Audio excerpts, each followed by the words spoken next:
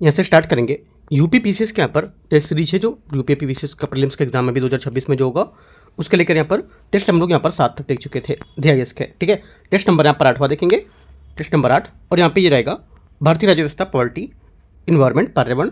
और यहाँ पे इसकी समसामयिक की करंट अफेयर्स जो यहाँ पर अक्टूबर मंथ की होगी 2025 की, वो करंट अफेयर्स यहाँ पर इसमें होगी। ठीक है, तो यहाँ पर आपका पॉलिटी, इन्वायरमेंट और यहाँ से करंट अफेयर्स के क्वेश्चन 150 यहाँ पर होंगे टोटल। ठीक है, तो आते हैं, स्टार्ट करते हैं क्वेश्चन, देखते हैं। देखो एक बार और अभी हम लोग टेस्ट सीरीज कर रहे हैं। ठीक है, अभी अपन लोग यूकेटी का पूरा एक क्या लेके आएंगे, जो करंट अफेयर्स का MCQs रहेगा, जो काफ़ी इंपॉर्टेंट MCQs यहाँ पर रहेंगे यूपी पीसीएस के लिए। ठीक है, वो भी हम लोग यहाँ पर लेकर आएंगे। कोशिश कर रहे हैं कि आपको सजेशन देना है कि वो मंथली वाइज रखें या 3 मंथ का रखें MCQs, या सिर्फ 6 मंथ का रखें। ऐसे करके आप बता सकते हो, तो मैं आपको, है ना, कमेंट पर क्या बता सकते हो या तो टेलीग्राम पर बता सकते हो। तो उसके अकॉर्डिंग मैं आपको मार्केट में और यहाँ से यूट्यूब पे भी मैं आपको कवर कराऊंगा। ठीक है, आते हैं, स्टार्ट करते हैं। क्वेश्चन 1 नंबर से देखते हैं। और एक बात यहाँ पर दृष्टि का भी जो पेपर होने वाला है, पेपर नंबर 8, वो भी हम लोग यहाँ पर अभी करेंगे, लेकिन हम लोग ने अभी दृष्टि का स्टार्ट टेस्ट नहीं किया है। तो देखो एक बात और, जो हम लोग टेस्ट जैसे कि दृष्टि का जो पेपर जैसे 8 अभी होने वाला है, वो भी लेटेस्ट पेपर होगा। ठीक है, और वो हम लोग जो लेटेस्ट पेपर होगा पहले करेंगे, जो पीछे छूट गए पेपर उनको हम लोग बाद में करते रहेंगे, ऐसा करेंगे। ठीक है, तो हमारे आगे वाले पेपर होते रहेंगे, पीछे के भी बैग पूरा होता रहेगा। वो भी हम लोग स्टार्ट करेंगे 1 से 2 दिन में, या आज शाम या कल में। टेलीग्राम पे मैं अपडेट दे दूंगा आपको। आते क्वेश्चन नंबर 1। क्वेश्चन नंबर 1 है, इसमें बोले नीचे दिए गए पर अभिकथन और कारण है। भारत के राष्ट्रपति का निर्वाचन मंडल जो है उसके द्वारा अप्रत्यक्ष रूप से किया जाता है। पहला क्या होगा, पहला स्टेटमेंट यहाँ से इसका जो रहेगा ये करेक्ट है, पहली बात यहाँ से इसकी करेक्ट है। ठीक है, दूसरी बात है, आर बोला है, ये व्याख्या सुनिश्चित करती है, ये व्यवस्था सुनिश्चित करती है कि राष्ट्रपति एक संवैधानिक प्रमुख होते हैं, वह भी निर्वाचन प्रतिनिधित्व में वैधता प्राप्त करता है। सेकंड बात क्या होगी, सेकंड बात भी करेक्ट है, क्योंकि भारत के जो राष्ट्रपति का चुनाव प्रत्यक्ष मतदान द्वारा नहीं, बल्कि यहाँ पर एक निर्वाचन मंडल, इलेक्टोरल जो कॉलेज होता है उसके द्वारा पर किया जाता है। और इस निर्वाचक मंडल में संसद दोनों सदनों के निर्वाचित सदस्य, राज्यों की विधानसभाओं और निर्वाचित सदस्यों की दिल्ली पुडुचेरी की जो विधायक दल है उसमें शामिल होते हैं। ठीक है, तो दोनों बातें करेक्ट है, इसकी व्याख्या कर रहे हैं। आंसर डी यहाँ से सही आंसर होगा। आगे आते हैं क्वेश्चन नंबर 2, अभिकथन है कारण आर।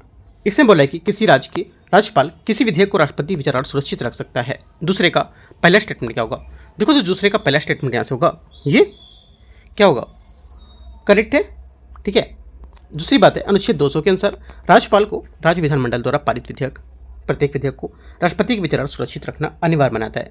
सेकंड बात क्या होगी, सेकंड बात यहाँ से गलत है इसकी, राइट, सेकंड बात गलत, क्योंकि देखो संविधान का आर्टिकल 200 के अनुसार राज्यपाल किसी विधेयक को राष्ट्रपति के विचार हेतु सुरक्षित रख सकता है। और ऐसी स्थिति तब उत्पन्न होती है जब विधेयक संविधान के विरुद्ध उच्च हो या उच्च न्यायालय की शक्तियों को प्रभावित करता है तो, और राष्ट्रीय हित में अथवा कानूनी विपरीत हो उसके। हालांकि राज्यपाल के पास अन्य विकल्प भी होते हैं, जैसे कि स्वीकृति देना, स्वीकृति रोकना, पुनर्विचार के लिए लौटाना। ठीक है, राष्ट्रपति के पास सुरक्षित रखना, ये सब। तो आंसर क्या होगा, दूसरे का सी करेक्ट है। क्वेश्चन नंबर 3 नंबर नीचे दिए गए अभिकथन और कारण है, देखते हैं। मैंग्रोव वन तटीय समुदायों के लिए तूफानी ज्वार तथा चक्रवातों के विरुद्ध एक प्राकृतिक सुरक्षा कवच के रूप में काम करता है। तीसरे का पहला स्टेटमेंट यहाँ से क्या होगा, ये करेक्ट है, सही बात है। सेकेंड बात है, मैंग्रोव में घनी एवं परस्पर जो जुड़ी हुई जड़ें होती हैं, पानी में जलन की होती हैं और काफ़ी एक दूसरे से जुड़ी होती हैं, है ना, मजबूत कर रखती हैं, जो लहरों की गति को कम करती हैं, एकदम कम करेंगी क्योंकि काफ़ी नीचे तक इनकी जड़ें होती हैं गहरी, और ये तलछट को रोककर समुद्र के स्थल के बीच यहाँ पर एक भौतिक अवरोध का निर्माण करती हैं। एकदम सही बात है, दोनों बातें सही हैं। और इनके यहाँ पर कोई जटिल प्रणाली भी होती है, जैसे कि प्रोप और रूट्स के जो निमेटोफोर होती हैं वो तरंग की ऊर्जा को कम कर सकती हैं, अवसाद को रोकती हैं और तट को भी स्थिर बनाती हैं, है ना। सभी बातें इसकी करेक्ट है, डी आंसर होगा, इसकी व्याख्या भी कर रहा है। क्वेश्चन नंबर 4 है, सूची को सूची 2 को मैच करते हैं, अनुच्छेद और यहाँ पर इसके प्रावधान क्या क्या हो सकते हैं। चौथे नंबर देखो, पहला बोला है आर्टिकल 17, सबको पता है, अनटचेबिलिटी, यहाँ पर अस्पष्टता का उन्मूलन। आर्टिकल 25 धर्म की स्वतंत्रता, ठीक है। आर्टिकल 19 आर्टिकल 19 वाक्य व्यक्ति की स्वतंत्रता, और आर्टिकल 21 आर्टिकल 21 जीवन की व्यक्तिगत स्वतंत्रता का संरक्षण। करेक्ट आंसर क्या होगा, करेक्ट आंसर हो जाएगा चौथे का ए, यहाँ से सही आंसर है। क्वेश्चन नंबर 5 है, 5 नंबर सूचियों को सूची 2 को मैच करने, आपातकालीन प्रावधान और संबंधित अनुच्छेद कौन कौन से इसके हैं। पहली बात है, देखो पहला यहाँ पर राष्ट्रीय आपातकाल, राष्ट्रीय आपातकाल होगा, ये क्या होगा, युद्ध बाहरी आक्रमण के सशक्त विद्रोह का स्थिति में, है ना। तो यहाँ से क्या होगा 352 352। उसके बाद आपका हो जाएगा, उसके बाद होगा केंद्र सरकार के निर्देशों को पालन और विफलता, अनुच्छेद 365। ठीक है। आगे वित्तीय आपातकाल क्या होता है? 360, राइट। और राज्यों में संवैधानिक तंत्र की विफलता 356, जिसे राष्ट्रपति शासन लगाया जाता है। आंसर क्या होगा? 5वीं का सी यहाँ से करेक्ट आंसर है। देखो जरूरी नहीं कि आपको लिखेगा कि राष्ट्रपति शासन, आपको समझना पड़ेगा कि राज्यों में संवैधानिक तंत्र की विफलता कब होती है, जब हमारा जो राज्य है वो सब स्थिति कंट्रोल नहीं कर पाता तो क्या होता है? राष्ट्रपति शासन लगता है। ठीक है, तो अपने में समझना है कि 356 होगा, मतलब ये बात राष्ट्रपति शासन की बोल रहा है। 5वीं का सी करेक्ट है। ठीक है, छठ आते हैं। एक बात और बताना चाहता हूँ कि देखो अभी जो हम लोग यहाँ पर ये प्रीलिम्स के क्वेश्चन तो कर रहे हैं, साथ में मेंस की भी आप प्रैक्टिस करते हो, क्योंकि यूपी पीसीएस के लिए भी समय है। ठीक है, दिसंबर में पेपर है, इसके लिए समय है। आप यहाँ पे प्रीलिम्स के क्वेश्चन भी कर सकते हो और मेंस के भी कम से कम 3 से 4 क्वेश्चन आपको रोज लिखने हैं। ठीक है, वो कैसे लिखने हैं मैं आपको प्रैक्टिस करा रहा हूँ। आप टेलीग्राम चैनल देखो, वहाँ पे 4 क्वेश्चन मैं डेली प्रैक्टिस करा रहा हूँ। यूपी पीसीएस और यूपीएससी जितने भी स्टेट पीसीएस एग्जाम है उन सब में आपको हेल्प करेगा। लास्ट टाइम पे जो मैंने प्रैक्टिस कराए थे, कम से कम 9 क्वेश्चन यूपी पीसीएस में कॉपी हुए थे। आप देख सकते हो कॉपी के क्वेश्चन जो मैंने कराए थे, है ना। और इस वजह से आपको डेली 4 क्वेश्चन करना है। मैं प्रैक्टिस भी कराता हूँ कैसे कैसे क्वेश्चन करना है। आप अगर फर्स्ट टाइम पेपर दे रहे हो ना, तो भी आपको मैं समझा रहा हूँ वहाँ पे कैसे कैसे क्वेश्चन आप लिख सकते हो। आप जाके देखो ना टेलीग्राम पर, वहाँ पे लिंक मिलेगा, और यूट्यूब पे भी आप देखो, जो आपको प्लेलिस्ट होगी वहाँ मिलेगी, ये सर्च कर सकते हो, है ना। तो काफ़ी अच्छे तरीके से मैंने समझाया कल वहाँ पे, पहला पेपर कराया हुआ है 4 क्वेश्चन का। आगे आते हैं 6 नंबर, मौलिक कर्तव्यों का आर्टिकल 5.1 मतलब 51 के संबंध में विचार करना है। कौन सा सही होगा इसके बारे में? स्वर्ण सिंह समिति की सिफारिश पर 1976 में 42वें संविधान संशोधन भारतीय संविधान में मौलिक कर्तव्य जोड़ा गया था। पहला, छठे का पहला स्टेटमेंट यहाँ से करेक्ट है। सेकंड बोल रहा है प्रारंभ में 10 मौलिक कर्तव्य थे और 86 संविधान संशोधन द्वारा बच्चों की शिक्षा के संबंधित 11वां कर्तव्य यहाँ पर जोड़ा गया था। सेकंड बात यहाँ से करेक्ट होगा, दोनों बातें एकदम करेक्ट है, आंसर सी। क्वेश्चन नंबर 7, निम्नलिखित में से कौन सा प्रावधान संवैधानिक उपचारों का अधिकार अनुच्छेद 32 से संबंधित है? अनुच्छेद 32 से संबंधित है, करेक्ट आंसर हो जाएगा यहाँ से। एक तो सर्वोच्च न्यायालय द्वारा रिट जारी करना, राइट। और दूसरी बात यहाँ पर होगी स्वयं एक मौलिक अधिकार है ना, करेक्ट है। तीसरी बात है राष्ट्रीय आपातकाल के दौरान भी निलंबित नहीं होगा, ये बात गलत है, क्योंकि राष्ट्रीय आपातकाल के दौरान यहाँ पर जो बात कर रहा है कि इसमें संवैधानिक उपचारों का जो अधिकार है अथवा निलंबित किया जा सकता है, समाप्त अथवा निलंबित किया जा सकता है। और अनुच्छेद 359 के अनुसार राष्ट्रपति मौलिक अधिकारों को 32 आर्टिकल के साथ प्रवर्तन हेतु न्यायालय में जाने का अधिकार निलंबित कर सकता है। हालांकि 44वें संविधान संशोधन में आर्टिकल 20-21 को निलंबित नहीं किया जा सकता है, परंतु 32 पर प्रभावी पड़ सकता है ये। ठीक है, तो 1 सिर्फ इसका करेक्ट है, 2 भी करेक्ट है, 2 बातें सही हैं बी। क्वेश्चन नंबर 8 है, निम्नलिखित में से कौन सी भारतीय संघीय व्यवस्था की विशेषता बताता है? भारतीय संघीय व्यवस्था की विशेषता में से कौन बताता है, बताना है आपको। 8वें का करेक्ट आंसर हो जाएगा ये। एक तो देखो द्विस्तरीय शासन व्यवस्था को संघ और राज्य को लेकर के पहली बात करेक्ट है ना, क्योंकि यहाँ पर भारत में द्विस्तरीय शासन व्यवस्था जो है डुअल पॉलिटी इसमें विद्यमान है, जिसमें संघ, केंद्र सरकार तथा राज्य सम्मिलित होता है, पहली बात सही है। संघ राज्यों के बीच दोनों पर लागू एक ही संविधान, करने का मतलब संघ राज्यों दोनों पर लागू एक ही संविधान होना, सेकेंड बात भी यहाँ से करेक्ट होगा। ठीक है, जैसे कि यहाँ पर परंपरागत जो संघीय व्यवस्था है जैसे संयुक्त राज्य अमेरिका, उसके विपरीत है। भारत में राज्यों के लिए पृथक संविधान नहीं होता है। पूर्व में जम्मू कश्मीर एक अपवाद था जो 2019 से पहले लागू था, अब यहाँ पर खत्म हो चुका है वो, है ना। तो यहाँ पर सिर्फ एक ही संविधान लागू है, बस सही है। तीसरा, संघ राज्यों के लिए पृथक संविधान गलत है, नहीं होगा। 1 2 सब करेक्ट है बी। क्वेश्चन 9, निम्नलिखित में से कौन से निकाय भारतीय संविधान के अंतर्गत स्थापित संवैधानिक निकाय हैं? संवैधानिक निकाय हैं, आंसर 9वें का एक तो राष्ट्रीय अनुसूचित जनजाति आयोग, राष्ट्रीय अनुसूचित जाति आयोग पहला यहाँ से क्या होगा, करेक्ट होगा, क्योंकि राष्ट्रीय अनुसूचित जाति आयोग एक संवैधानिक निकाय है। क्या है? संवैधानिक निकाय, जिसका प्रावधान अनुच्छेद 338 में किया गया है। राष्ट्रीय महिला आयोग एक संवैधानिक निकाय नहीं है, बल्कि यहाँ पर एक सांविधिक निकाय है। क्यों? क्योंकि आप स्टेचुरी बॉडी है, ये किसी अधिनियम के तहत आइए। कौन से अधिनियम? अधिनियम 1990 के तहत, राष्ट्रीय महिला आयोग अधिनियम 1990, ठीक है, इसके अंतर्गत स्थापित है, जिस वजह से ये संवैधिक होगा। वित्त आयोग आर्टिकल 280 में, क्योंकि हमारा संवैधानिक निकाय है। जिसमें देखो संवैधानिक निकाय होगा उसमें आर्टिकल का प्रयोग करेंगे, और जो संविधिक होगा उसमें कोई यहाँ पर अधिनियम के तहत आएगा वो, इतना आपको याद रखना है। 1 और 3 करेक्ट है, आंसर है। क्वेश्चन 10 है, निम्नलिखित में से कौन सा मौलिक अधिकार भारत में विदेशी नागरिकों को भी प्राप्त होते हैं? 10वें का आंसर हो जाएगा ये, यहाँ से करेक्ट है। एक में से आपका विधि का समक्ष समानता, ठीक है। दूसरी बात आपका शोषण के विरुद्ध अधिकार, और व्यक्तिगत जो स्वतंत्रता का अधिकार, वाक अभिव्यक्ति की स्वतंत्रता इसमें नहीं होगा, ठीक है, ये बात आपको याद रखना है। वाक अभिव्यक्ति की स्वतंत्रता अनुच्छेद 19 केवल भारतीय के नागरिकों के लिए उपलब्ध है, ठीक है, विदेशियों को नहीं होगा।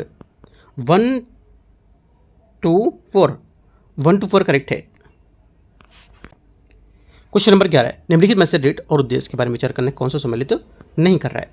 यहाँ पर सम्मिलित जो नहीं कर रहा है 11वें का आंसर हो जाएगा ये अधिकार पर अच्छा निचली अदालत को उसकी अधिकार क्षेत्र अतिक्रमण करने से रोकना, ये यहाँ पर सम्मिलित नहीं है। ठीक है, अधिकार पर अच्छा गलत आंसर होगा, क्योंकि अधिकार पर किसी सार्वजनिक पद पर आसीन व्यक्ति को अधिकार पर प्रश्न उठाने से संबंधित होता है और किसी अधीनस्थ न्यायालय में उसकी अधिकारता से बाहर जाने से रोकना परिच्छेद के अंतर्गत आता है, इसलिए यहाँ पर ही गलत होगा। क्वेश्चन 12 है, निम्नलिखित में से कौन सा एक नवीनतम भारतीय पर्यावरणीय विधान है। 12वें का आंसर क्या होगा, 12वें का जो आंसर हो जाएगा यहाँ से ये क्या होगा, ये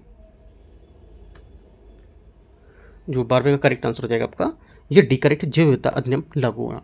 ठीक है, क्योंकि यहाँ पर वन्यजीव संरक्षण अधिनियम 1972, ठीक है, और वन्यजीव संरक्षण अधिनियम 1980 और 86 है ना, और जैव विविधता अधिनियम 2002 सर्वाधिक नवीन है ये, डी नंबर। क्वेश्चन नंबर 13, अभिकथन और कारणार। कोई भी व्यक्ति एक ही समय में संसद के दोनों सदनों में सदस्य नहीं हो सकता है। 13 का पहला स्टेटमेंट क्या होगा, पहला स्टेटमेंट यहाँ से करेक्ट है। सेकेंड बात है, यदि कोई व्यक्ति दोनों सदनों के सदस्य के लिए निर्वाचित हो जाता है तो उससे जनप्रतिनिधि अधिनियम प्रावधानों के अंतर्गत एक सीट त्यागनी होती है। दोनों बात एकदम करेक्ट है। आंसर क्या होगा, आंसर यहाँ से डी करेक्ट है। क्वेश्चन 14 यहाँ से इसमें बोला है निम्नलिखित पर विचार करना है कौन सा परस्थान संरक्षण एक सेतु का एग्जाम्पल होगा। ठीक है, देखो एक सेतु होता है क्या, एक सेतु यहाँ पर परस्थान जो होता है जिसका संरक्षण के तात्पर्य जैव विविधता को उसके प्राकृतिक जो आवास है उससे बाहर संरक्षित करना होता है। इसके एग्जाम्पल चिड़ियाघर है ना, वनस्पति उद्यान, जीन बैंक, ये सब होता है। और जो स्वस्थान होता है जिसको बोलते हैं इन सितु, इसको एक जो एग्जाम्पल में आप रख सकते हो, जैसे कि वन्य अभ्यारण्य है ना, जीव संरक्षण क्षेत्र, क्रिटिकल टाइगर रिजर्व, इसमें रखते किसको, संरक्षण प्रजातियों को उनकी आवास को सुरक्षित करते हैं। ठीक है, जहाँ पर रह रहे हैं उसको। आपसे क्वेश्चन पूछ सकता है कि इनमें से कौन सा इन सितु का एग्जाम्पल है। ऑप्शन दे देगा क्रिटिकल टाइगर रिजर्व, ठीक है, जीन बैंक और वनस्पति उद्यान, चिड़ियाघर, ऐसा करके। और क्वेश्चन पूछा भी कहीं पर ऐसा। ठीक है, तो आपको ध्यान रखना है, इसके एग्जाम्पल को लेकर के क्वेश्चन यूपी पीसीएस पूछ सकता है। ठीक है, आंसर क्या होगा, सी करेक्ट है। तो देखो जितने भी क्वेश्चन अगर टॉपिक आ रहे हैं वो टॉपिक को आपको डीप पे पढ़ते जाना है। जैसे कि यहाँ पर ये टॉपिक है, इस टॉपिक में आपका एक सेतु है, तो इन सेतु ये भी आपको पढ़ना है, इसके एग्जाम्पल क्या होते हैं ये भी पढ़ना है, कौन कौन से क्वेश्चन कैसे बन सकते हैं वो भी पढ़ना है। बाकी मैं आपको बताता चलूँगा, सब पढ़ना आपको भी है। ठीक है, आते हैं क्वेश्चन नंबर 15। 15 निम्नलिखित में से जो इनमें से बता रहा है कि टाइगर रिजर्व कौन से राज्य में है जो सम्मिलित इसमें से नहीं कर रहा है, एक कौन सा नहीं कर रहा है 15 में। देखो बी यहाँ पर नहीं कर रहा है, दुधवा बोल रहा है कहाँ पर, उत्तराखंड में। यूपी वाले जो होंगे उनके क्वेश्चन कर लेंगे क्योंकि उनको पता है उत्तर प्रदेश में। ठीक है, उत्तर प्रदेश के लखीमपुर खीरी में स्थित है। क्वेश्चन नंबर 16, सूची 1 और सूची 2 को मैच करना है। संसदीय समितियाँ और यहाँ पर इसके कार्य। लोक लेखा समिति 16, लोक लेखा समिति क्या होगा, ये हो जाएगा आपका यहाँ से नियंत्रक मालिका परीक्षा की रिपोर्ट करना, जांच करना। प्राकलन समिति क्या होगा, प्राकलन समिति जो हो जाएगा ये व्यय मितव्ययिता का सुझाव देना। सार्वजनिक उपक्रम सूची समिति है, ये क्या करना, सार्वजनिक उपक्रम के कार्यकर्ताओं की क्या करना, जांच करना, है ना, ये हो जाएगा। और विशेषाधिकार समिति सदस्यों के जो यहाँ पर सांसद अधिकार हैं, विशेषाधिकार की रक्षा करना। ठीक है, आंसर क्या होगा, 16 का एक करेक्ट है। क्वेश्चन नंबर 17, 17 नंबर है, लोकसभा के अध्यक्ष के संबंध में विचार करना है, कौन सा सही होगा। लोकसभा अध्यक्ष सदन का पीठासीन अधिकारी होता है और इसका निर्वाचन लोकसभा के सदस्य अपने मत में करते हैं। पहला 17 का पहला स्टेटमेंट यहाँ से करेक्ट है। सेकेंड बात है, लोकसभा के विघटन के पश्चात भी अध्यक्ष अपने पद पर बना रहता है जब तक कि उस पर नई लोकसभा की गठन या बैठक गठन ना हो जाए। सेकेंड बात यहाँ से क्या होगा, ये भी करेक्ट है, आंसर सी। क्वेश्चन 18, राज्यसभा के संबंध में विचार करने कौन सा सही नहीं है। राज्यसभा की अधिकतम सदस्य संख्या 250 है, जिसमें से 238 सदस्य राज्यों के केंद्र शासित प्रदेशों का प्रतिनिधित्व करते हैं और 12 सदस्य राष्ट्रपति द्वारा मनोनीत होते हैं। 18 का पहला स्टेटमेंट क्या होगा, 18 का पहला स्टेटमेंट यहाँ से गलत है। क्यों गलत है, पहली बात गलत है, पहला स्टेटमेंट आपको जो रहेगा, देखो देखते हैं कौन सा गलत है, पहले इसको समझ लेते हैं। देखो जो राज्यसभा की संरचना है उसके बारे में अधिकतम 250 सदस्य होते हैं, इसमें 238 राज्यों के शासित से होते हैं और 12 राष्ट्रपति द्वारा मनोनीत किए जाते हैं। ठीक है, तो ये बात क्या होगी, ये बात करेक्ट है, गलत नहीं, सही बात है एकदम, है ना, थोड़ा सा मिस्टेक हो गया, ये बात करेक्ट है। सेकेंड बात है, राज्यसभा में सदस्यता हेतु न्यूनतम आयु 25 वर्ष होनी चाहिए, गलत है, 30 वर्ष होनी चाहिए। देखो जो क्वेश्चन 18 नंबर क्वेश्चन है, इसका पहला स्टेटमेंट अभी जो यूपी पीसीएस पेपर कराता है उसका लेक्चरर का, प्रोफेशनल असिस्टेंट प्रोफेसर का, उसमें क्वेश्चन पूछा गया था वाला इस टाइप का पूरा। ठीक है, तो याद रखना है। तो यहाँ से क्या होगा, पहला सही है और दूसरा गलत है। आंसर क्या होगा, सही उत्तर चुनना है तो केवल एक, राइट, याद रखना है। आगे आते हैं क्वेश्चन नंबर 19 नंबर है। भारत में बाघ संरक्षण के संबंध में विचार करना है, कौन सा गलत है। बाघ संरक्षण के बारे में कौन सी गलत है बात, करेक्ट आंसर हो जाएगा पहला। देखते हैं, हाल में बाघ की गणना रिपोर्ट के अनुसार भारत में बाघों की संख्या में वृद्धि के रुझान देखा गया है। पहली बात एकदम सही है, क्योंकि यहाँ पर 18 में और 22 के बीच यहाँ पर रिपोर्ट में भारत में बाघों की जनसंख्या में निरंतर वृद्धि देखी गई है। ठीक है। सेकेंड बात है, दुधवा टाइगर रिजर्व उत्तराखंड के राज्य में स्थित है। ऊपर भी बताया था मैंने, गलत है बात ये, उत्तर प्रदेश में स्थित है, ओनली वन। क्वेश्चन 20 है, भारत के नियंत्रक मालिका परीक्षक क्या जो होता है, राइट, इसके संबंध में विचार करना है। राष्ट्रपति द्वारा नियुक्ति होता है। पहली बात यहाँ से क्या होगी, करेक्ट है। ये केंद्र राज्यों के बीच यहाँ पर जो लेखा है उसकी परीक्षण करेगा। सेकेंड बात भी सही है। तीसरी बात है, ये अपनी लेखा परीक्षण रिपोर्ट केवल राष्ट्रपति को प्रस्तुत करता है, राज्यपाल को नहीं करेगा। तीसरी बात यहाँ से गलत है, क्योंकि ये अपनी रिपोर्ट जो होती है, क्या अपना जो रिपोर्ट होता है ये राष्ट्रपति को सौंपता है, जबकि राज्य सरकारों में संबंधित रिपोर्ट राज्य के राज्यपाल को प्रेषित करते हैं और जो उन्हें विधानसभा में समक्ष प्रस्तुत करता है। तो 1 सिर्फ इसका करेक्ट है, 2 भी करेक्ट है, 2 बातें सही हैं, आंसर बी करेक्ट है। 21 राष्ट्रीय अनुसूचित जनजाति आयोग NCST के बारे में विचार करना है। 89 संविधान संशोधन अधिनियम 2003 द्वारा स्थापित किया गया है ये, पहली बात। 21 का पहला स्टेटमेंट एकदम सही है, ठीक है, और जिसे पूर्ववर्ती संयुक्त राष्ट्रीय अनुसूचित जाति और अनुसूचित जनजाति आयोग एक पृथक करना था, अलग अलग। सेकेंड बात है, ये एक संवैधानिक निकाय है, एकदम सही बात है, क्योंकि इसका प्रावधान आर्टिकल 338 में किया गया है। अभी मैंने ऊपर बताया था, जहाँ पर अगर संवैधानिक है तो उसका आर्टिकल कोई होगा, ठीक है, तो कोई आर्टिकल कौन सा है, 338 है, 338 है। इसके अध्यक्ष की नियुक्ति भारत के राष्ट्रपति द्वारा की जाती है। तीसरी बात क्या होगी, करेक्ट है, सही बात है। चौथी बात है, ये राष्ट्रपति को वार्षिक प्रतिवेदन प्रस्तुत करता है, ये भी क्या होगा, करेक्ट है। सभी बातें एकदम सही है, आंसर क्या होगा 1 2 3 4 डी। क्वेश्चन 22 है, राज्य के नीति निर्देशक तत्वों DPSP के संबंध में विचार करना है, कौन सा सही नहीं है। देखो यहाँ पर जो सही नहीं है 22वें का करेक्ट आंसर हो जाएगा। एक तो पहला बोला DPSP न्यायालय द्वारा परिवर्तनीय होते हैं, ये गलत है, क्योंकि राज्य के नीति निर्देशक तत्व प्रकृति में न्यायोचित नहीं होते हैं, अर्थात इन्हें न्यायालय द्वारा परिवर्तित नहीं करा सकता है, ठीक है, तो पहला गलत है। सेकेंड, DPSP स्पेन के संविधान से प्रेरित है, एकदम गलत है, क्योंकि DPSP आयरिश संविधान से प्रेरित है, ना कि स्पेनिश संविधान से। टकराव की स्थिति में मूल अधिकार के अनुसार मौलिक अधिकार DPSP को वरीयता रखता है, एकदम सही है, सिर्फ तीसरा करेक्ट है ना। ये स्थिति बाद में संवैधानिक संशोधन और न्यायिक व्याख्याओं की तरह संतुलित की थी, तो सिर्फ तीसरा करेक्ट है। पूछा है कि कौन सा सही नहीं है, ये पूछा है, कौन सा सही नहीं है, तो सही उत्तर बताना है इसमें, कौन सा सही नहीं है, कौन सा सही नहीं है का सही उत्तर बताना है, ध्यान रखना है, स्टेटमेंट आपको ध्यान से पढ़ना है, कौन सा यहाँ पर सही नहीं है उसका आपको सही स्टेटमेंट बताना है, तो एक और तो करेक्ट है, ठीक है, ए नंबर। क्वेश्चन 23 है 23, कथन 1 कथन 2, मतलब सोचिए को सूची 2, संवैधानिक यहाँ पर संशोधन और इसके यहाँ पर देख रखे हैं मुख्य परिवर्तन कौन कौन से हैं। 23वें में देखते हैं 23 है, इसमें बोले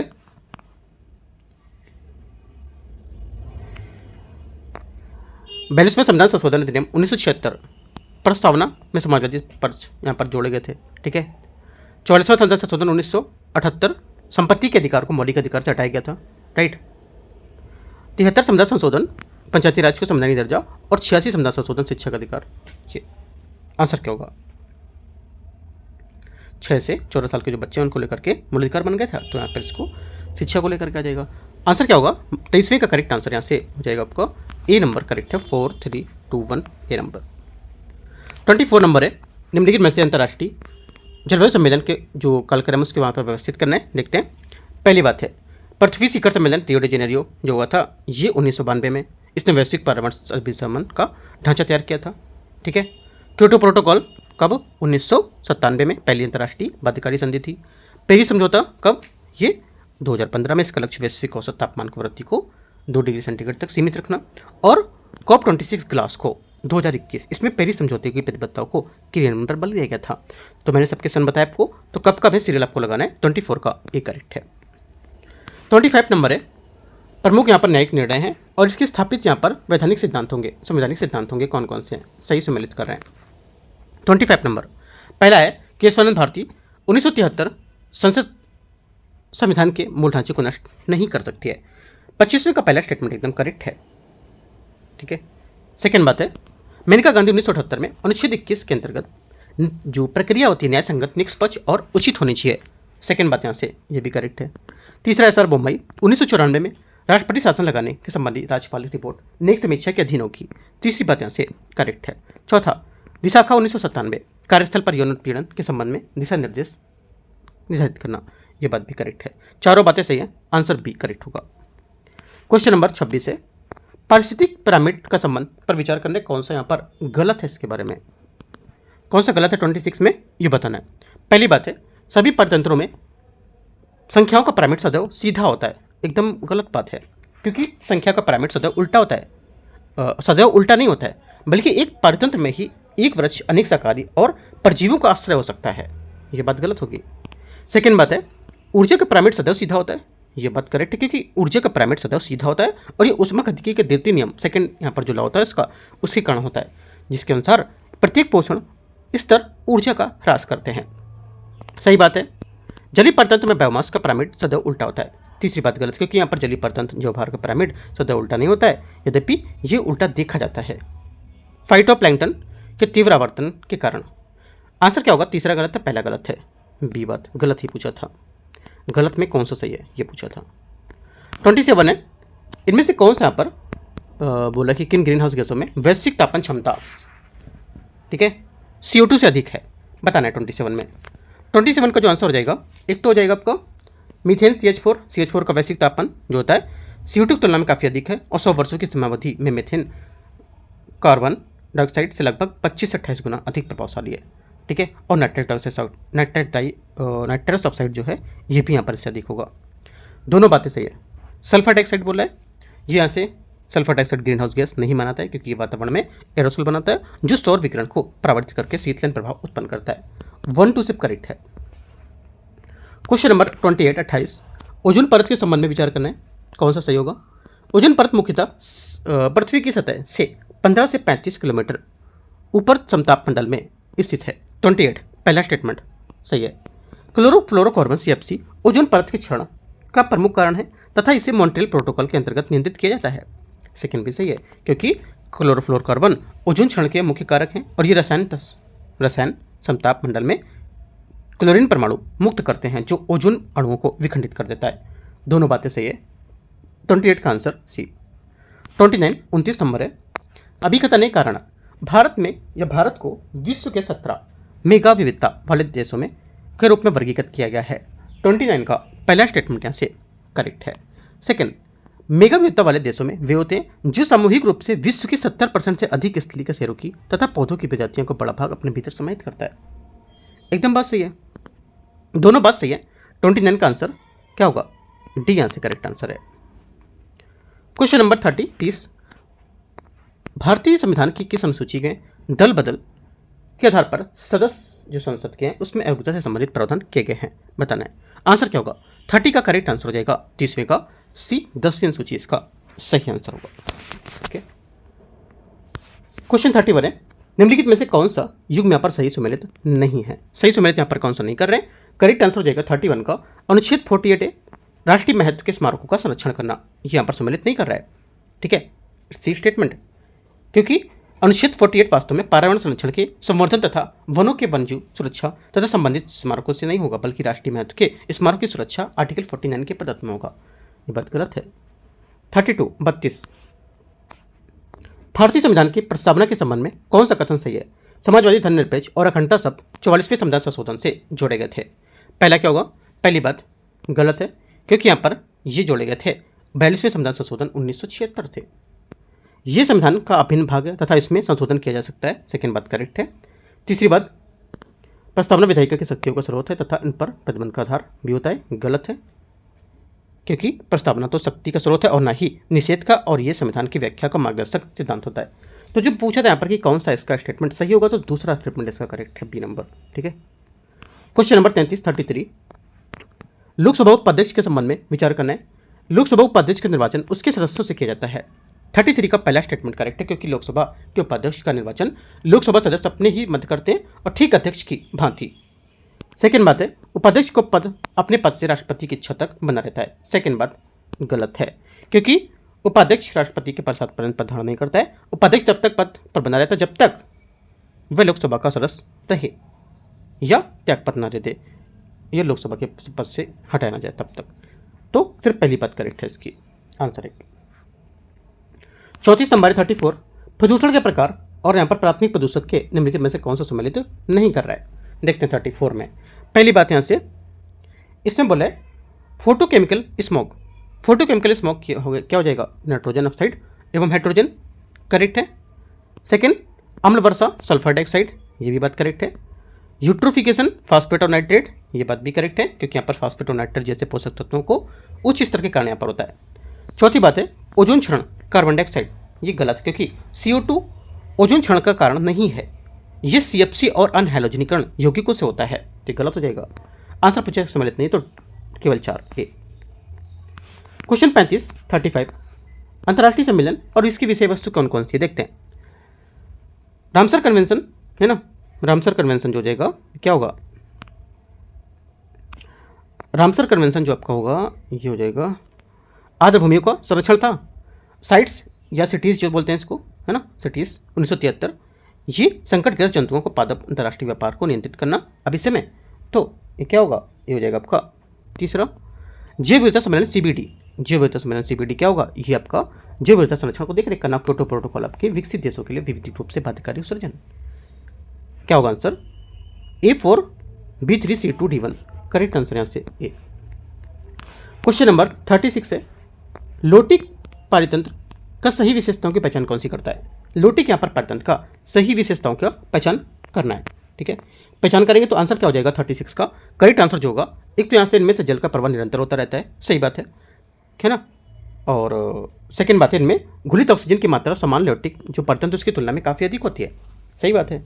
तीसरी बात है इसमें दलदल आर्द्रभूमि और तालाब सम्मिलित होते हैं, तीसरी बात गलत है क्योंकि दलदल आर्द्रभूमि तालाब लोटिक तंत्र नहीं बल्कि यहाँ पर लैटिक तंत्र के एग्जाम्पल हैं, ठीक है, याद रखना है।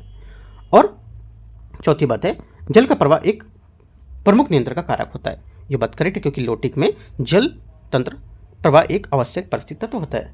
तो चौथा, दूसरा और पहला करेक्ट है, तीसरी बात गलत हो जाएगी, ठीक है। 1 2 4 सही पूछा है तो आंसर यहाँ से करेक्ट है।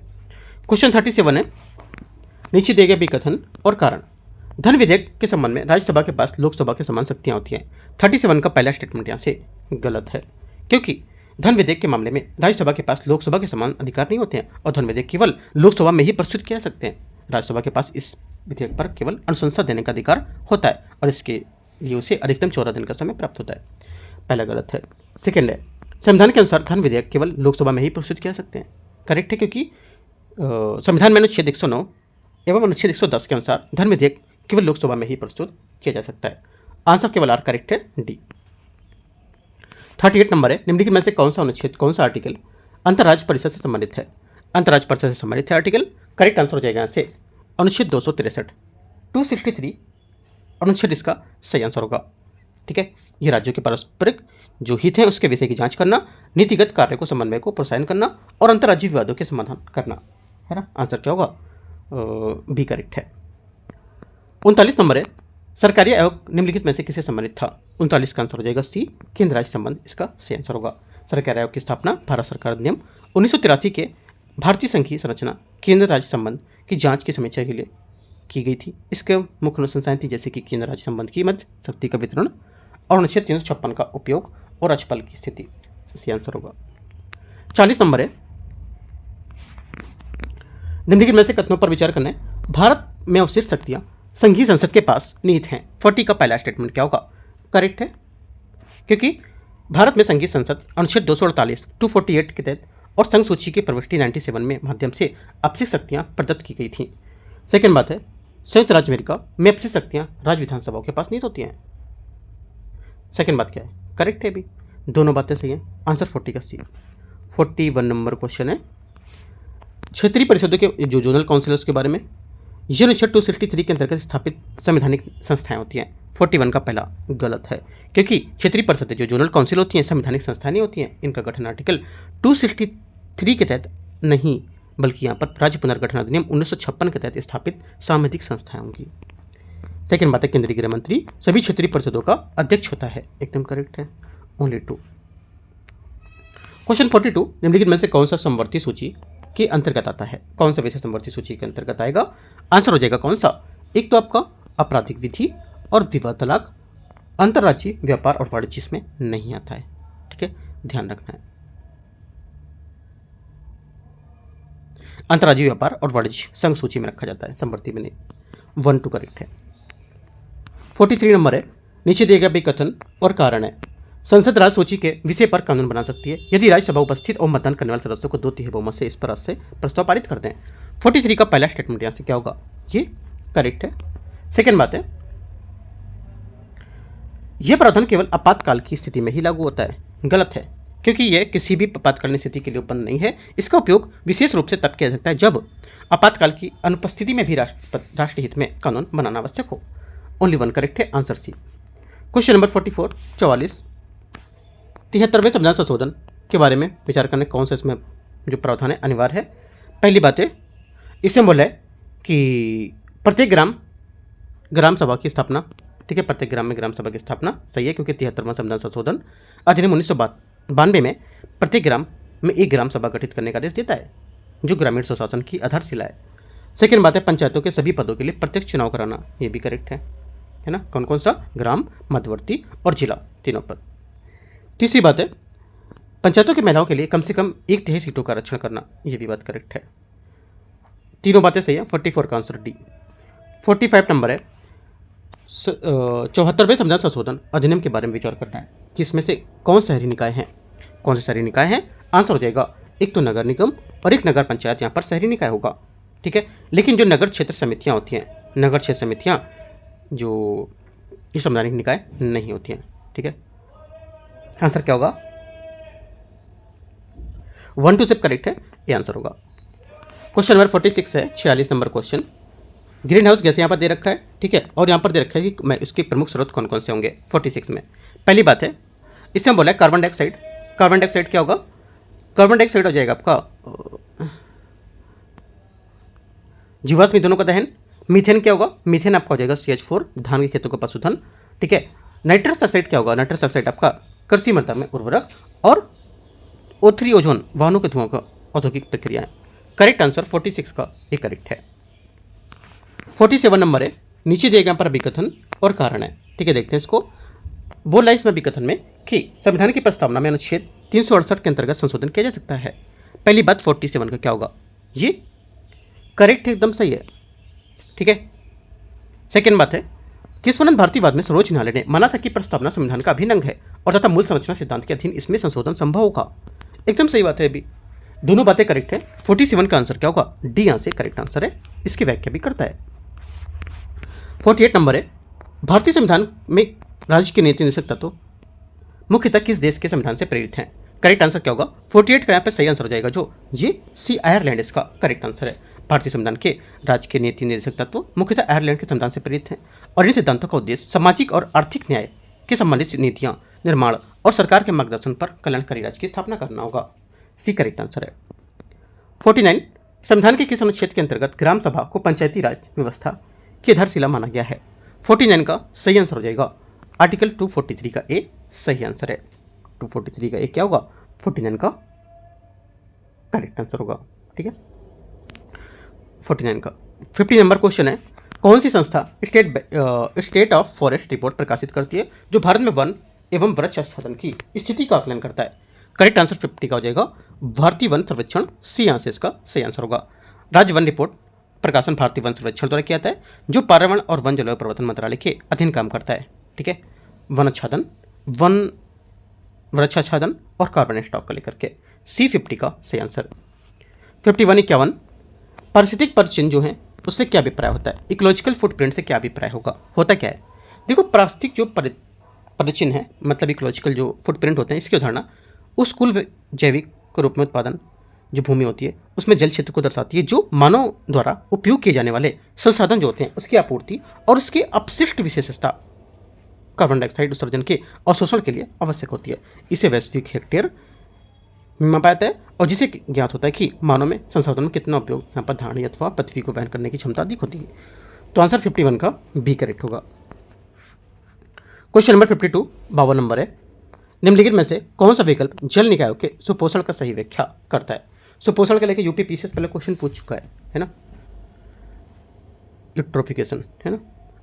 तो देखो जो हमारा सुपोषण या यूट्रोफिकेशन जो होता है, ये प्रक्रिया वह होती है जिसमें जलाशय में कृषि जल या मल जल के माध्यम से नाइट्रोजन और फास्फोरस जैसे पोषक तत्वों को अधिकता हो जाती है और इसमें शैवाल की अत्यधिक वृद्धि होती है, जिससे क्या होता है शैवाल प्रस्फुटन कहते हैं। जब ये शैवाल मृत हो जाते हैं तो उनके अपघटन की प्रक्रिया जल में ऑक्सीजन का उपयोग होता है, जिससे घुलित ऑक्सीजन स्तर घट जाता है। आंसर 52 का बी।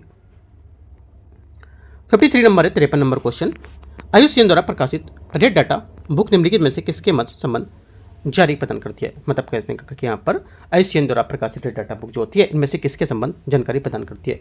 आंसर क्या होगा 53 का करेक्ट आंसर विश्व भर संकट ग्रस्त पौधों के जीवों को कवकों की प्रजातियां बी। यहाँ से आंसर 53 का होगा। ठीक है, और इन प्रजातियों के वर्गीकरण निम्नलिखित श्रेणियों में जैसे कि यहाँ पर अत्यंत संकटग्रस्त क्रिटिकली इंडेंजर्ड, संकटग्रस्त इंडेंजर्ड, असुरक्षित वल्नरेबल और न्यूनतम चिंता मतलब लिस्ट कंसर्न। आगे आते हैं क्वेश्चन 54। प्रदूषक और प्राथमिक स्वास्थ्य प्रभाव के बारे में विचार करने कौन सा सम्मिलित नहीं कर रहा है। 54 में जो सम्मिलित नहीं है ये हो जाएगा ओजोन भूमि स्तर प्रत्यक्ष संपर्क से त्वचा कैंसर उत्पन्न करता है। ये बात गलत है, इसकी क्या होगी, ये बात गलत हो जाएगी। ओजोन भूमि स्तर को लेकर के हाँ ठीक है, गलत हो गया। आगे आते क्वेश्चन 55 55 नंबर है। अंतर्राष्ट्रीय भी समय प्रमुख उद्देश्य निम्नलिखित में से उसके युग पर सही सम्मिलित कौन सा होगा। 55 में देखते हैं। पहली बात है, पहला बोला है सिटीज अंतर्राष्ट्रीय वन जीव व्यापार और विनिमय, पहली बात करेक्ट 55 का। सेकेंड बात है बेसल अभिसमय खतरनाक अपशिष्ट की सीमा पार संचालन का नियंत्रण, एकदम करेक्ट है। तीसरी बात है स्टॉकहोम अभिसमय ओजोन क्षयकारी पदार्थों का चरणबद्ध उन्मूलन होगा। तीसरी बात क्या होगी, तीसरी बात यहाँ से गलत है क्योंकि स्टॉकहोम कन्वेंशन स्थायी कार्बनिक प्रदूषक को लक्षित करता है, गलत है। रामसर अभिसमय अधभूमि का संरक्षण करेगा। 1 2 4 सही है। आंसर यहाँ से क्वेश्चन नंबर 56 है। भारत में संसदीय विशेषाधिकारों के संबंध में विचार करना कौन सा सही होगा। पहली बात है 56 का ये बोल रहा है कि संसद में अभिव्यक्ति की स्वतंत्रता प्राप्त है। पहली बात क्या है, पहली बात यहाँ से जो है 56 का करेक्ट है। सेकंड, सत्र के दौरान किसी भी सदस्य को दीवानी मामलों में गिरफ्तार नहीं किया सकता है। संसद में कही गई बातों के लिए किसी सदस्य के विरुद्ध न्यायालय में कार्रवाई नहीं की जा सकती है और संसदीय विशेषाधिकार राज्यों के विधानसभा पर भी लागू होते हैं। चारों बातें भारत के संसदीय जो विशेषाधिकार है उसके बारे में एकदम करेक्ट है। Answer 1 2 3 4 D. क्वेश्चन नंबर 57 है। सूची 1 और सूची 2 को मैच करना है। बायोस्फीयर रिजर्व और इसके कुछ स्थान है, राज्य स्थान देखते हैं 57 को। पहली बात है नीलगिरी बायोस्फीयर रिजर्व क्या होगा, नीलगिरी बायोस्फीयर रिजर्व हो जाएगा एक कप का तमिलनाडु। नंदा देवी बायोस्फीयर रिजर्व सबको पता होगा उत्तराखंड है ना। आगे सिमलीपाल बायोस्फीयर रिजर्व उड़ीसा और कच्छ कारण गुजरात इसका आंसर होगा। ठीक है, आगे आंसर क्या होगा देखते हैं। 57 का करेक्ट आंसर है। 58 नंबर है। सूची 1 को सूची 2 को फिर से मैच करते हैं। यहाँ पर पारिस्थितिक अवधारणा दे रखा है और क्या दे रखा है, इनकी जो परिभाषाएं वो दे रखा है, क्या इसकी परिभाषा होगी, डेफिनेशन क्या है इसकी। ठीक है, पहली बात इसमें बोला प्राथमिक उत्तराधिकार। प्राथमिक उत्तराधिकार क्या होगा, या प्राथमिक यहाँ पर इसका अनुक्रमण सक्सेशन क्या होगा है ना। तो ये हो जाएगा आपका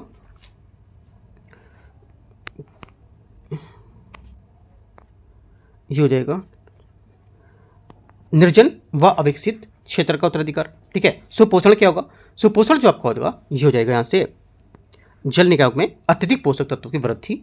जैववर्धन क्या होता है, जैववर्धन खास श्रृंखलाओं में विषाक्त पदार्थों की मात्रा में वृद्धि।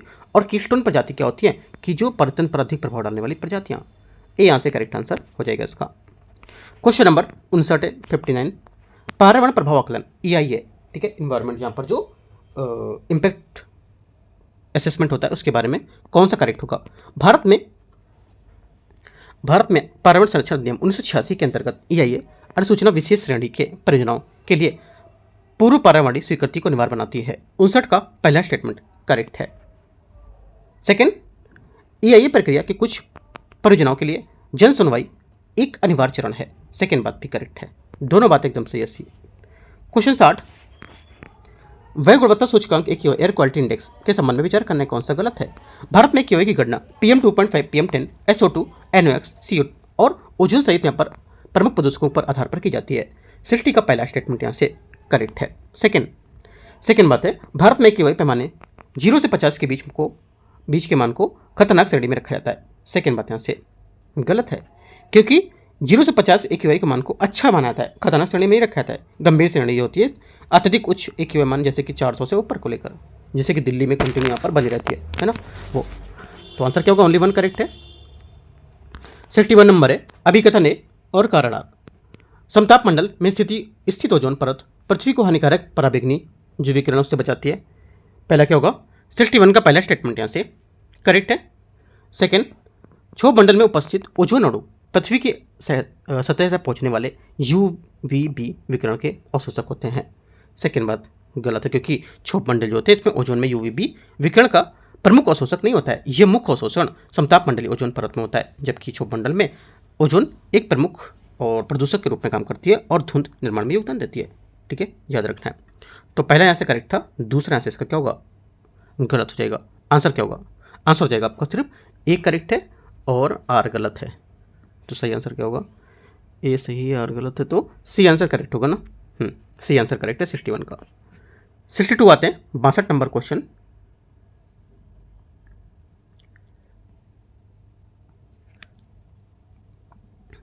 नंबर क्वेश्चन है,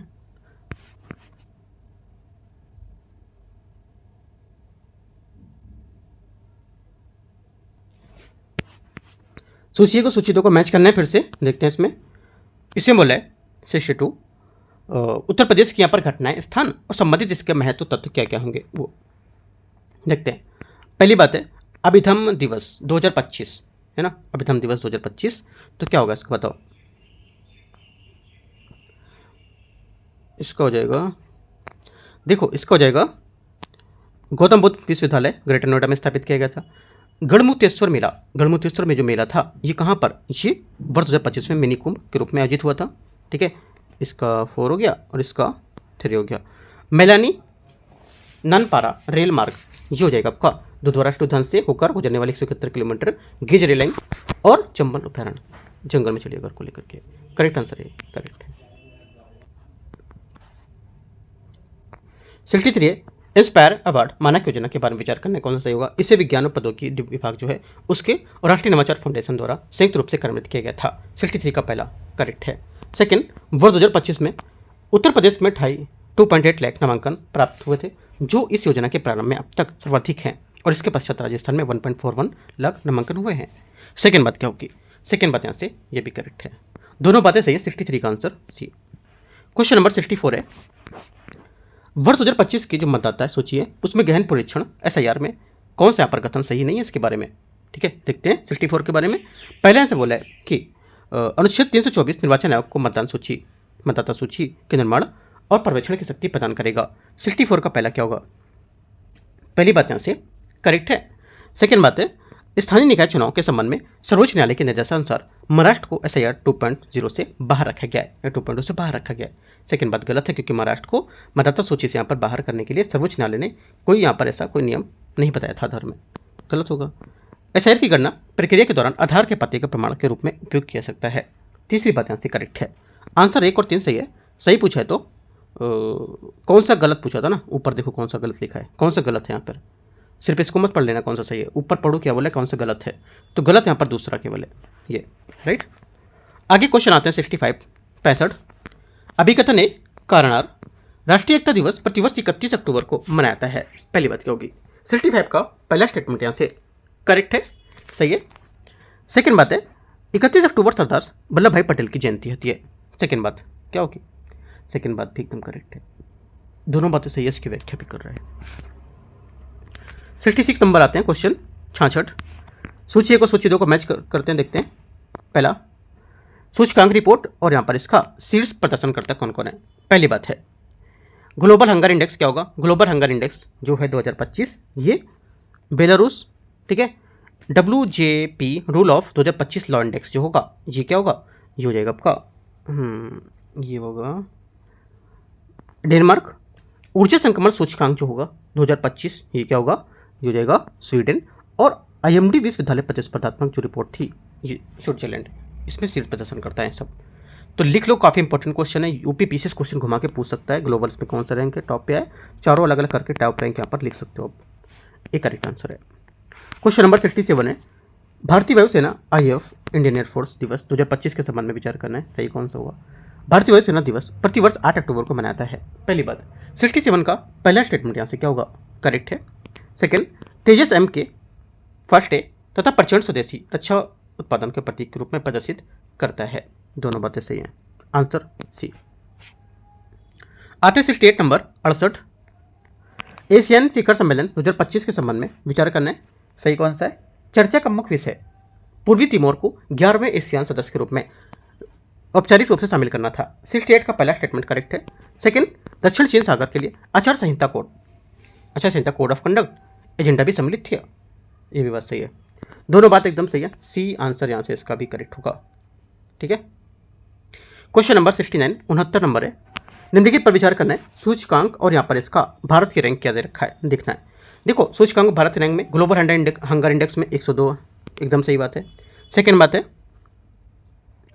WJP रूल ऑफ लॉ 2025 86वां, ठीक है, रैंक 86 है। ऊर्जा संक्रमण सूचकांक में यहाँ पर रैंक क्या है किसकी? भारत की 71 रैंक है। और वैश्विक ऊर्जा संरक्षण सूचकांक में 176 रैंक है।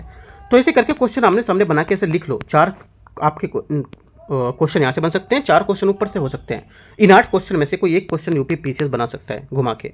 तो लिख लो, चारों इंपॉर्टेंट हैं। 4 ये और 4 ऊपर जो दिए थे मैंने, है ना। आंसर क्या होगा? डी करेक्ट है। क्वेश्चन 70 नंबर है। निम्नलिखित में से कौन से यहाँ पर सही सुमेलित नहीं कर रहा है? सही सुमेलित यहाँ पर नहीं है। आंसर हो जाएगा एक तो पहला, सुशील अमृत ब्रिटिश एकेडमी पुस्तक पुरस्कार 2025 करेक्ट हो जाएगा। Second, Badhawan port Gujarat, Badhawan port यहाँ पर महाराष्ट्र होगा, गुजरात नहीं है। तीसरा है प्रचंड स्वदेशी हल्का लड़ाकू विमान, तीसरी बात क्या करेक्ट है? स्वदेशी लाइट कॉम्बैक्ट एयरक्राफ्ट LCH, जिसे हाल द्वारा विकसित किया गया था हिंदुस्तान एरोनॉटिक्स लिमिटेड। तो 1 और 3 करेक्ट है। आंसर बी क्या पूछे? गलत पूछे ना, गलत पूछे। कौन सा? तो बी। 71 नंबर है। निम्नलिखित में से कौन सा यहाँ पर सुमेलित नहीं कर रहा है? सही सुमेलित नहीं है। देखते हैं 71 में। पहली बात है सऊदी अरब दक्षिण एशिया, सऊदी अरब यहाँ पर सम्मिलित नहीं है क्योंकि यहाँ पर दक्षिण एशिया का भाग नहीं है और ये पश्चिम एशिया मध्य पूर्व में स्थित है। गलत हो गया। ईरान पश्चिम एशिया है ना, सेकेंड बात करेक्ट है। तीसरा, इथियोपिया पश्चिम अफ्रीका, गलत है क्योंकि इथियोपिया पश्चिम अफ्रीका में नहीं बल्कि अफ्रीका के हॉर्न अफ्रीका में स्थित होगा। मिस्र उत्तरी अफ्रीका, ये बात करेक्ट है। करेक्ट आंसर 2 और 4, 2 4 ए नंबर। 72 नंबर है। संवैधानिक यहाँ पर अनुसूचियाँ और इसके विषय वस्तु कौन कौन सी हैं देखते हैं 72 में। पहला, तृतीय अनुसूची। तीसरी अनुसूची क्या होगी? तीसरी अनुसूची जो आपको जाएगी ये शपथ और प्रतिज्ञान को लेकर के। षष्ठम अनुसूची है। छठी अनुसूची क्या होगी? छठी अनुसूची आपको जाएगी जनजातीय क्षेत्रों का प्रशासन। अष्टम या 8वीं सूची राजभाषाओं को लेकर के। और 10वीं सूची दलबद्ध विरोधी को लेकर के। 10वें का ए करेक्ट है, सॉरी 10वें का कह रहा हूँ, 72 का ए करेक्ट है ना। 73 नंबर क्वेश्चन है। भारत की संचित निधि यहाँ पर जो कंसोलिडेटेड फंड होता है ऑफ इंडिया, उसके बारे में विचार करना है। कौन सा सही होगा? पहली बात है भारत सरकार को प्राप्त समस्त राजस्व से लिए गए ऋण तथा ऋणों की वसूली से प्राप्त राशि का इसमें निधि सम्मिलित होती है। 73 का पहला स्टेटमेंट यहाँ से क्या होगा? करेक्ट है। इस निधि से धन का विनियोजन केवल विधि द्वारा और संविधान के निर्धारित उद्देश्यों के प्रक्रिया के अनुसार ही किया जा सकता है। सेकेंड बात, ये भी करेक्ट है। दोनों बातें सही हैं। आंसर क्या होगा? एकदम सही है, सी। 74 नंबर है। सूची को सूची 2 को मैच करते हैं, देखते हैं नोबेल पुरस्कार श्रेणियां और इसकी अवधारणा कौन कौन सी होगी। 74 नंबर क्वेश्चन। पहली बात है शांति पुरस्कार। शांति पुरस्कार आपको था ये मारिया कोरिना मचाडो। अर्थशास्त्र पुरस्कार है ना, अर्थशास्त्र के क्षेत्र में पुरस्कार जो था ये किस में था? ये हो जाएगा आपका जोएल मोकिर फिलिप अधिगन। साहित्य पुरस्कार था किसका? लासजलो। और यहाँ पर जो रसायन विज्ञान पुरस्कार था मेटल ऑर्गेनिक फ्रेमवर्क के। करेक्ट आंसर ये आंसर सही है। 75 आते हैं।